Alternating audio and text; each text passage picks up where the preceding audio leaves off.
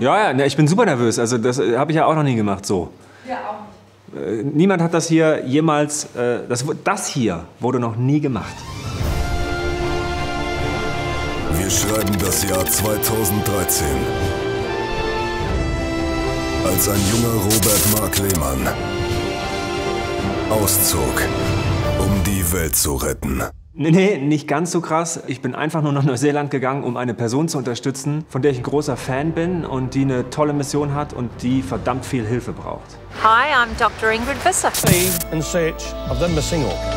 Can't be confident that we'll find her immediately, but I have good faith that we'll find her eventually. Ingrid versucht, Orcas zu retten auf der ganzen Welt. Und das macht sie, indem sie Orcas wirklich aktiv rettet. Oh, it's a bit hot, isn't it, buddy? Indem sie aufklärt, Filme macht, indem sie wirklich Wissenschaft mit Orcas macht.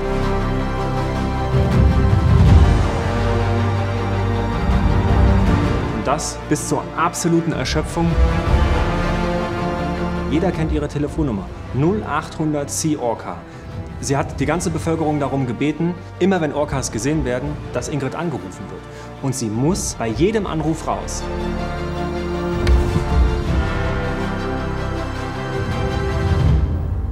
Ich habe mit Ingrid schon weltweit zusammengearbeitet, über einige Jahre. Und irgendwann kam dann dieser Punkt, wo sie gesagt hat, Robert, hast du nicht Bock, nach Neuseeland zu kommen? Und mir da auch noch zu helfen. Und dann, sie hatte mich bei Neuseeland. So.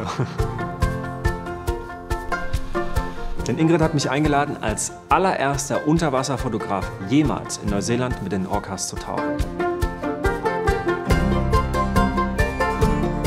Ich glaube, das Equipment, was ich mitgenommen habe, das wog über 100 Kilo. Ich würde sagen, sowas wie 130 Kilo. Und in London musste ich den Flughafen wechseln. Und ich durfte die Rollkarre nicht mitnehmen. Das heißt, ich habe immer nur das Equipment Stück für Stück 100 Meter getragen, sodass ich es im Blick habe, dann den Rest geholt, dann zwischen U-Bahn, zwischen den Flughafen gewechselt. Das war die absolute Hölle. Und das schon am Start der Reise. Und dann lagen ja noch 3 Tage über Dubai, Malaysia und was weiß ich und Australien und so weiter vor mir. Also das ist schon alleine anstrengend, da hinzukommen. Und es ist ja so ziemlich das weit entfernteste, was man von Deutschland aus machen kann. Ich bin mit dem Ziel dorthin gegangen, auch eine Doku zu drehen. Und ich hatte leider überhaupt gar keine Ahnung vom Film, was man ja auch sieht in dieser Serie. Naja, gut, gucken wir mal.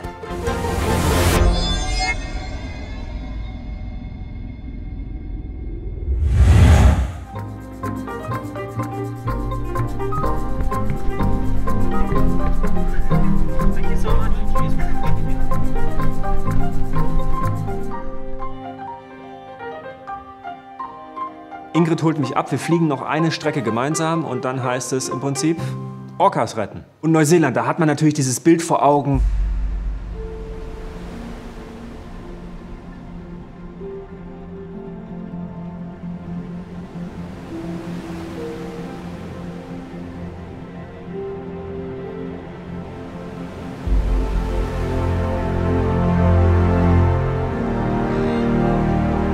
Viele Tiere gibt es wirklich nur da und das über Wasser und unter Wasser. Das nennt man endemische Arten.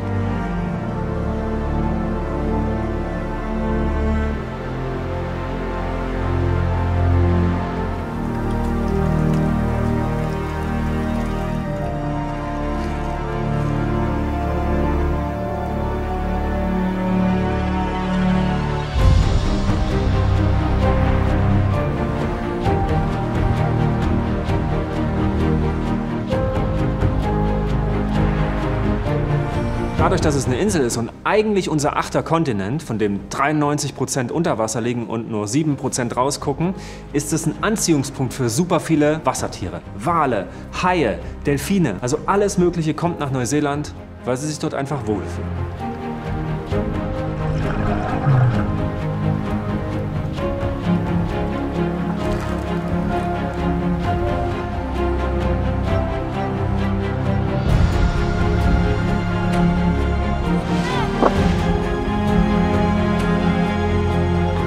Und ich bin wegen einem speziellen Tier genau dahin gefahren und das ist Orcinus orca, der Killerwal, der Orca, der Schwertwal.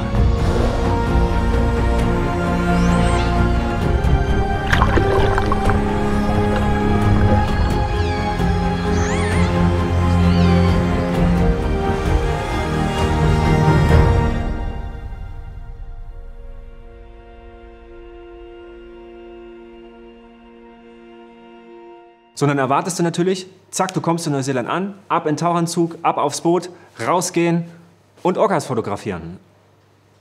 Das muss man dann schmerzlich lernen, dass das überhaupt nicht so ist.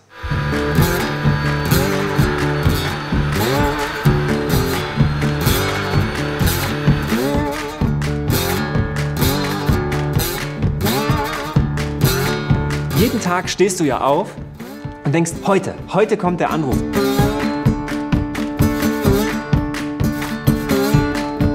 Du bist immer unter dieser Anspannung. Ey, heute knallt's.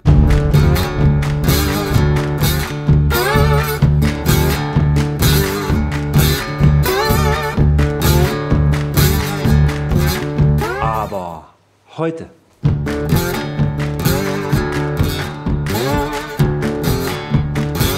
Aber heute.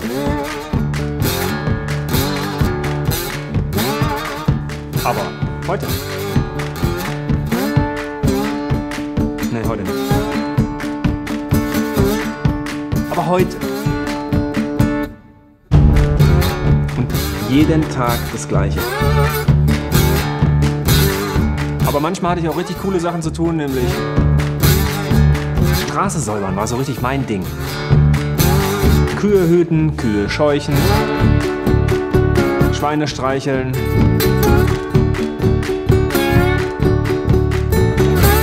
Du willst was machen, aber der Anruf kommt nicht. Und das Schlimme ist, du kannst ja auch nichts machen. Du kannst ja nicht mal kurz tauchen gehen oder in Urlaub oder einkaufen, weil du immer erwartest, gleich kommt der Anruf und dann müssen wir los. Und das nervt natürlich auch an Tag 20. Und das wird so richtig beschissen an Tag 25.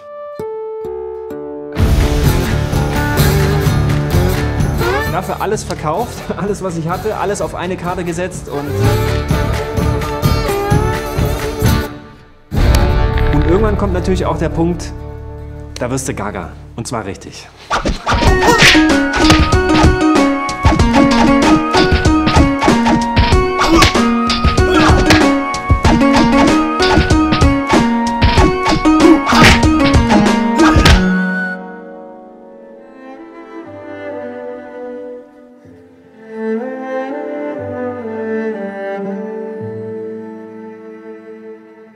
Irgendwann kommt der Punkt, wo du dich fragst, was mache ich hier eigentlich? Du bist einen Monat hier und du wolltest was bewegen, du willst was schützen, du willst was erreichen.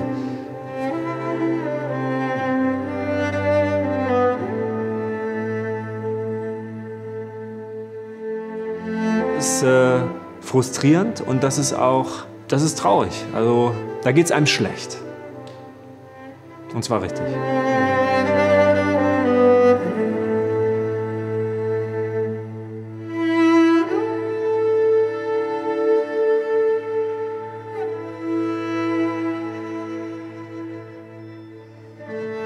Dann fragst du dich, war das wirklich die richtige Entscheidung?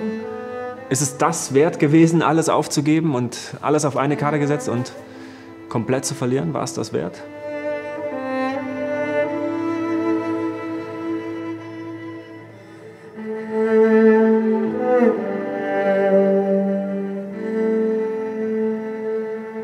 Ingrid wohnt im Orca Research Center selber, also das heißt, ein großer ist fast wie so eine Art Hallenbau auf einem großen Hügel, wo man einen schönen Blick auf die Poor-Knight Islands und das ganze Meer hat. Also wirklich an einem der besten Spots in Neuseeland. Und im Grunde muss man sich so vorstellen wie eine große Umweltschutz-WG. Ab und zu gibt es Menschen, die versuchen, Ingrid zu helfen.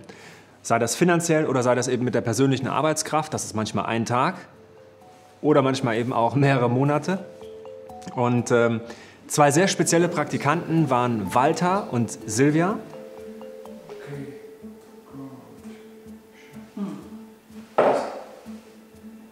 Bin ja in meinen jungen Jahren dort, um einen Film über Ingrid zu machen.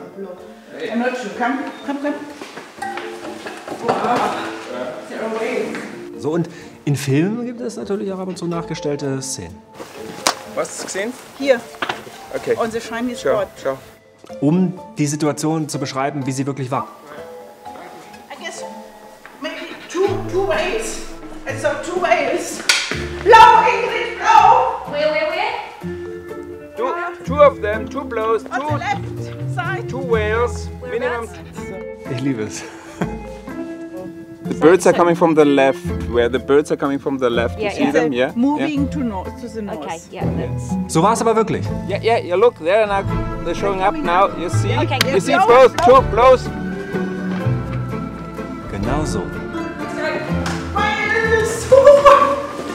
Und manchmal sitzt man im Office, schaut raus und sieht tatsächlich einen Wal vorbeischwimmen und den sogenannten Blow, das heißt den Walblas. Weiß dann ganz genau, aha, der Blow ist jetzt 2,5 Meter hoch, relativ buschig, zweistrahlig, dann weiß man ganz genau, okay, es ist ein Buckelwal. Und wenn Ingrid sowas sieht oder irgendjemand anders, der zu Ingrids Team gehört, dann dauert es genau 3 Minuten, dann sitzt man im Auto. Und dann geht's los.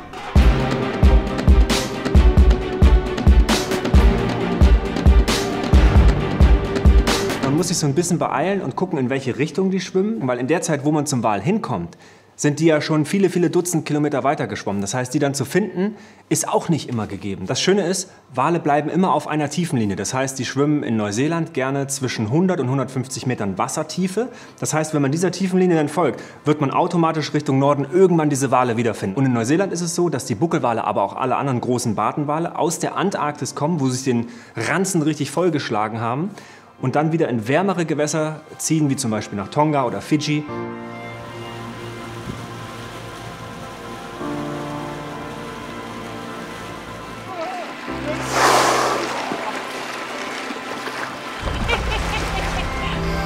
How is that? So these humpbacks are travelling at the moment from Antarctica up to the tropics. In Antarctica they're feeding, and in the tropics they're doing the wild thing and having sex and babies. Und wenn man ganz besonders großes Glück hat, dann trifft man eine Mutter mit Kalb. Weil das ist immer eine ganz besondere Situation. Immer.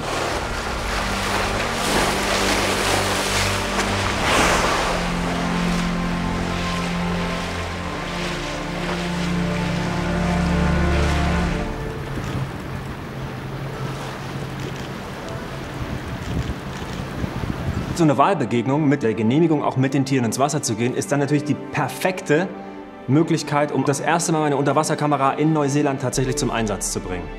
So, und dann machst du das Gehäuse fertig, stellst alles richtig ein. Man ist auch aufgeregt, man ist kribbelig, jetzt knallt's endlich. Hi guys, how you doing? Big trek all the way from Antarctica. Man kontrolliert nochmal alles, ist der Sensor wirklich sauber, keine Staubflecken, keine Einschlüsse vorne auf dem Domeport, die so ein schwarzes Pünktchen machen. Ist alles geölt und gewienert, ist alles sauber.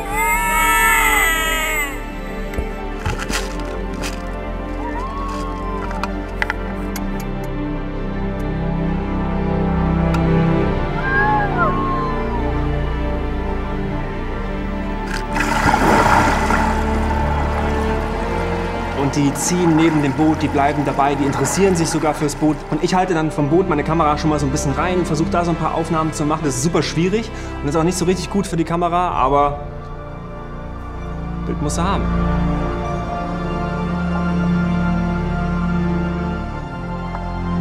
Das Wasser ist perfekt von den Konditionen her, es ist warm, es ist komplett sauber, du siehst sie richtig gut. Die schwimmen ganz langsam nebendran.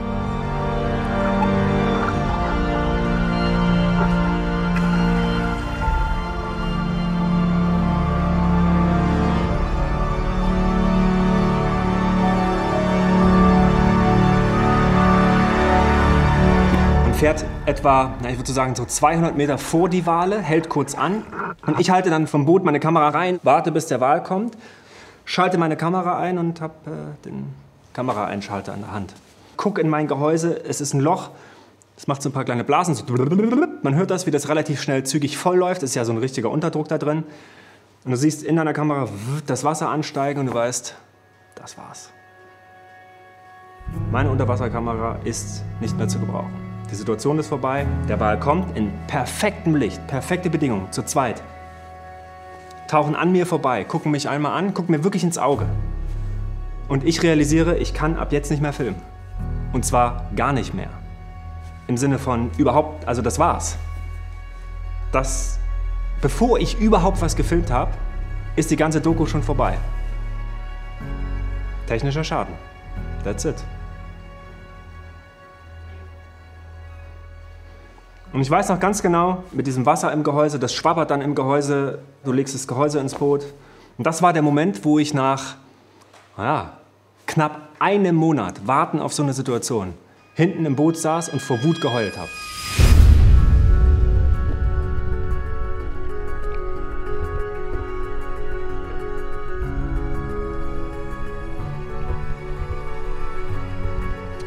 dann schnappe ich mir meine GoPro, dass man wenigstens irgendwas probiert am Stäbchen. Aber ey, Leute, GoPro 2, das ist nicht das Gleiche wie mit einer Canon.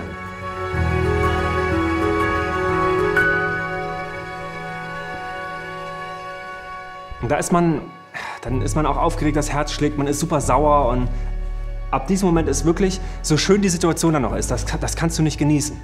Ist alles vorbei. Und die Wale sind dann auch irgendwie ich habe immer das Gefühl, Wale spüren sowas und die halten sich dann auch fern, die Situationen sind nicht mehr gut und du guckst einfach nur noch ins offene Blau. Und zack, weg sind die Wale.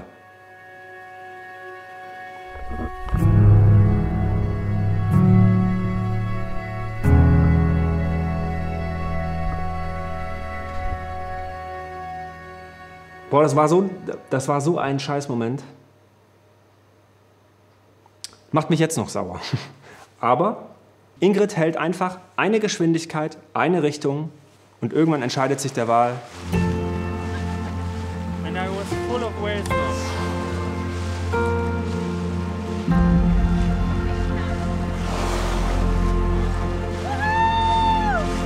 Ich komm mal rüber, ich guck mal ins Boot. Ich gehe wieder weg, ich hole mir mein Kalb, ich bringe das zum Boot, guck dir das mal an, das ist vielleicht ganz interessant. Und da merkt man diesen Umgang, wie Ingrid mit Tieren interagiert. Die hetzt nicht hinterher, die fährt da nicht hin fürs Bild, sondern die sagt, eine Richtung, eine Geschwindigkeit, wir lassen den Wal entscheiden. Und das sind so die Momente, wo ich von ihr so unfassbar viel über diese Tiere gelernt habe und vor allen Dingen über den Umgang und den respektvollen Umgang mit den Tieren.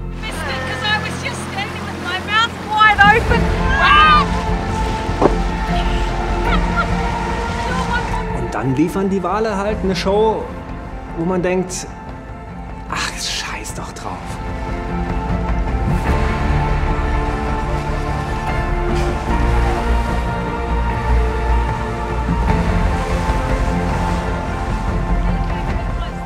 What the fuck is happening here? She picked us up. Das Weibchen schwimmt sogar unters Boot, hebt das Boot an. Und Ingrid lacht sich tot, ich habe mich zu Tode gefürchtet. So we're just traveling along and then suddenly the whale comes up and lifts the boat and moves the boat. She's one crazy whale. Das machen Wale halt so, wenn sie sich sicher fühlen. Dann kommen die eben auch mal ans Boot und heben das Boot an und finden das lustig.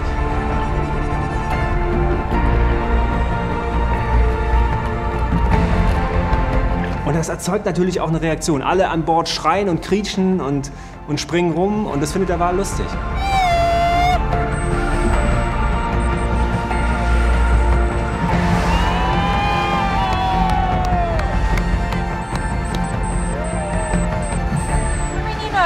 She did it once. Yeah, okay. You can understand it's an accident. Oh, there she comes. Oh, look at that!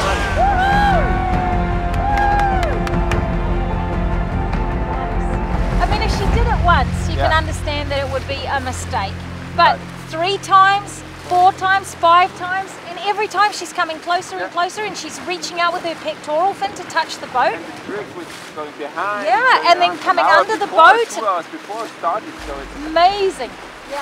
Die interessieren sich halt, wenn mal was passiert. Deswegen habe ich auf meinen Whale-Watching-Touren danach, nach dieser Situation, nie gesagt, seid alle bloß leise und vorsichtig, sondern quietscht mit euren Gummistiefeln, schreit, hampelt rum, weil das ist interessant. Dann kriegt ihr die Wale auch ans Boot. Und ich hatte jedes Mal recht. Ich hatte immer die meisten Wale am Boot als Guide. Immer.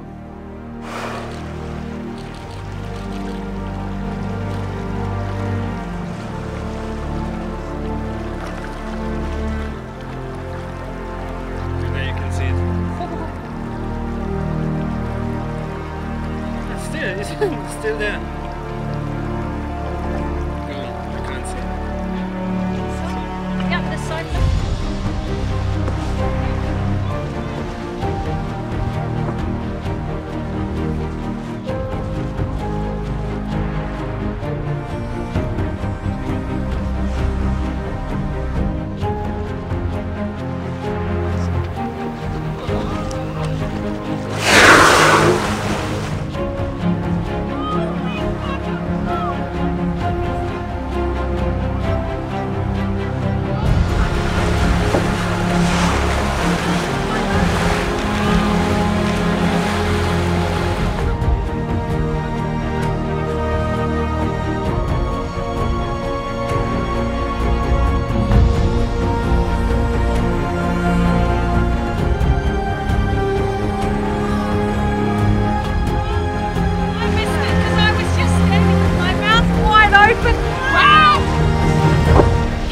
bis heute weiß jetzt niemand so richtig, warum Wale springen. Das kann ganz verschiedene Ursachen haben. Das ist Kommunikation, weil wenn ein 40 Tonnen schweres Tier bam ins Wasser fällt, das hörst du unter Wasser über ganz, ganz große Strecken, weil es ist natürlich extrem laut. Und der Schall, der setzt sich unter Wasser besser fort als in der Luft. Das heißt, man hört über große Distanzen, hier ist irgendetwas. Das kann sein, ey Baby, komm mal näher ran. Es kann sein, dass sie Parasiten loswerden wollen. Ich habe ganz viele Wale auch schon gesehen, die nach dem Springen und aufs Wasser klatschen einen riesigen Schiss abgelassen haben, weil sie einfach ihre Darm zurechtgewickelt haben. Also es hat ganz unterschiedliche Ursachen, warum Wale springen. Und manchmal ist es auch einfach pure Freude.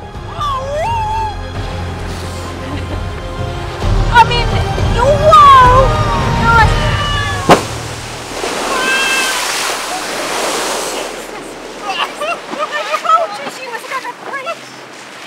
How special is that? Wow. That's pretty cool. No. No words, huh? Makes you want to cry, doesn't it? Yeah. So eine Begegnung mit so großen Walen, die ja fast 20 Meter lang sind, 40 Tonnen schwer sind, das ist immer was ganz Besonderes für einen Menschen, für jeden Menschen, weil es ist ja eigentlich ein Tier, das könnte einen irgendwie umbringen, weil es einfach riesig und groß ist. Aber die sind einfach friedlich. Und die lassen uns gewähren, wenn man sie mit Respekt behandelt. Und das ist mit keinem Geld der Welt zu bezahlen, Freunde. So geil.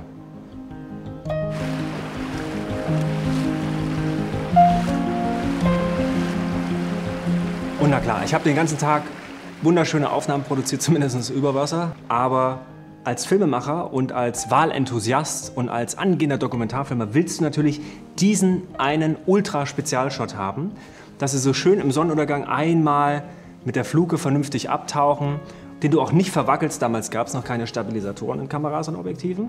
Und du hast ein wackeliges Boot die ganze Zeit mit Wellen. Du weißt nie, wo die Wale wirklich auftauchen. Und die machen das auch nicht die ganze Zeit. Immer wenn ich in der perfekten Situation bin, klappt das natürlich nicht. Aber ich will diesen Shot. Ich will diese perfekte Fluke. Schön langsam abtauchen, nicht verwackelt, schön geframed. Das ist das Ziel. So eine Art Endbild. Und das dauert. Und das muss man sich hart erarbeiten.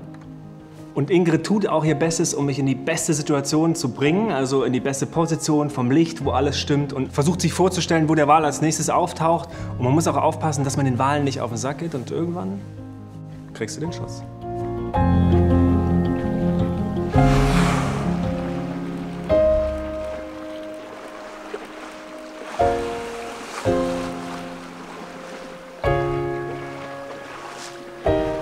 So einen Tag im Leben eines Wales mal komplett zu begleiten, einen Tag lang zu sehen, was sie so treiben, was sie so machen, die in unterschiedlichen Situationen zu erleben, schlafend, ruhend, richtig travelnd, schnell schwimmend, springend, abtauchend, spielend, das ist alles dabei gewesen. Das war der Hammer. Und du lernst an so einem Tag auf dem Wasser 10-mal mehr als in einem ganzen Meeresbiologiestudium irgendwo im Hörsaal.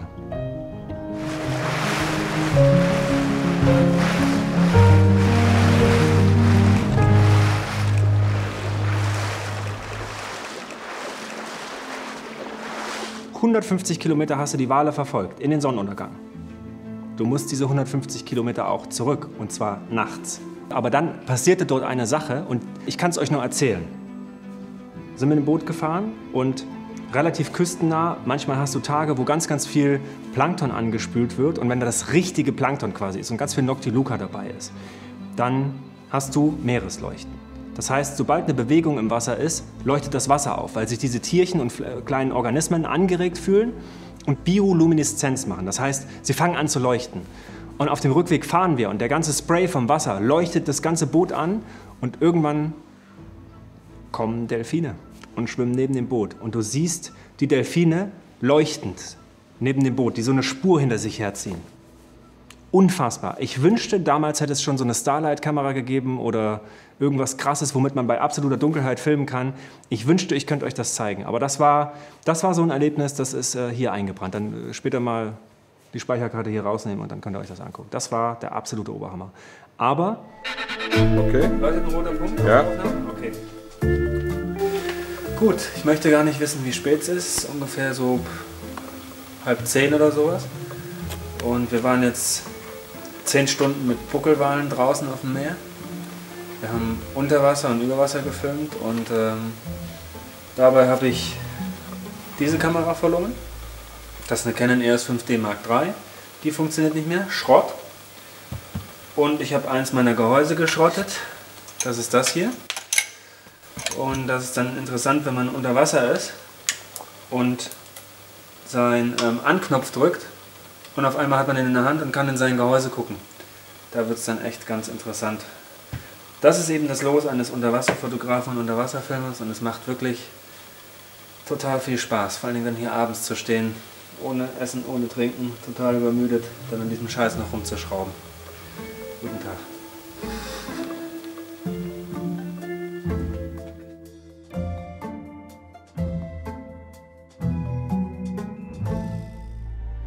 Der nächste Tag kommt und der Anruf. Der Anruf, auf den wir die ganze Zeit gewartet haben. Orcas und Action.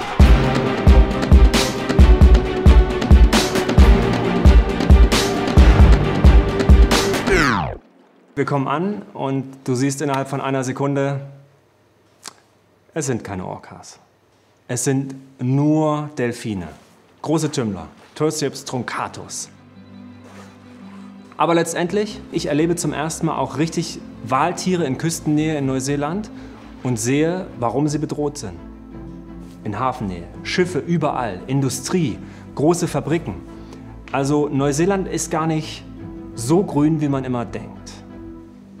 Das geht einem dann auch auf, wenn man den besonders geschärften Blick hat, so wie Ingrid, die einen dafür natürlich auch sensibilisiert.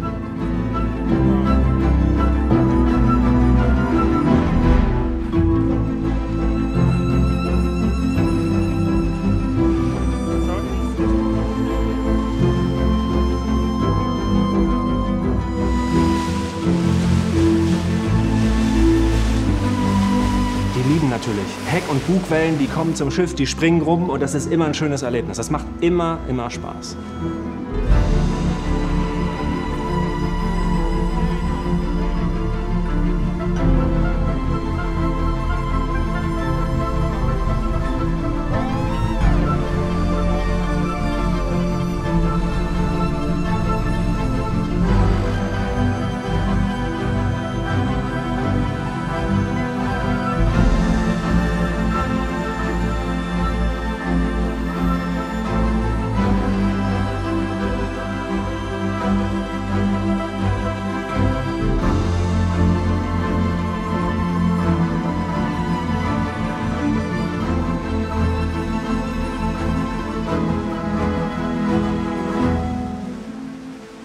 Und es gibt natürlich diese Momente, wo auch eine Ingrid Wissermer so ein kleines Spielkind ist, wenn so ein großer Pott reinkommt mit so einer riesigen Bugwelle, wo die Delfine drauf spielen und wir daneben dann mit dem Boot fahren und sie dann so abbiegt und auch selber denkt, wie geil ist das denn?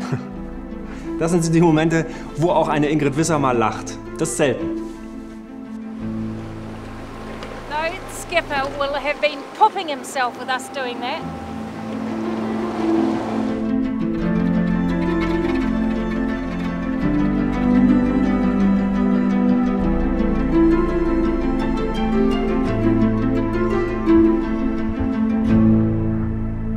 Das war Folge 1 meiner Orca-Serie. Ich hoffe, sie hat euch gefallen. Ich hoffe, ihr bleibt am Ball. Folge 2 kommt bald. Und denkt bitte immer daran, Ingrids Arbeit ist rein spendenfinanziert. Sie bekommt keinen Zuschuss von der Regierung. Link packen wir euch unten rein, direkt zum Orca Research Trust. Gebt der Ingrid ein bisschen was ab von eurer Liebe. Die hat es wirklich verdient. Für die Orcas und für die Meerestiere in Neuseeland. Danke an dieser Stelle.